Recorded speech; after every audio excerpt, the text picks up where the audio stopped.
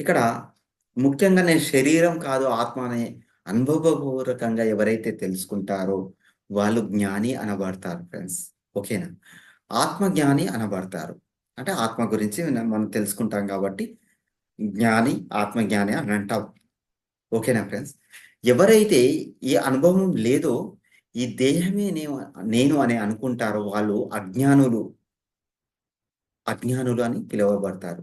ఇక్కడ simple friends.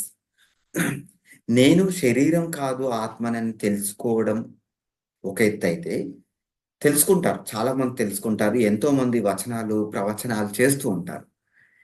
కదా friends! మరి ఈ ప్రవచనాలు చేసే వాళ్ళందరూ గూడా వాళ్ళందరూ చెప్తారనమాట. ఏమని చెప్తారంటే, నేను దేహం కాదు ఆత్మననే విషయాన్ని చెప్తారు. కానీ వాళ్ళందరూ కూడా అనుభవపూర్వకంగా తెలుసుకోరు. ఎవరైతే అనుభవపూర్వకంగా తెలుసుకుంటారో వాళ్ళని జ్ఞాని అంటారు. ప్లస్ వాళ్ళని ఆత్మజ్ఞాని అంటారు. ఎందుకంటే ఆత్మ గురించి తెలుసుకుంటున్నారు కాబట్టి ఆత్మజ్ఞాని అంటారు.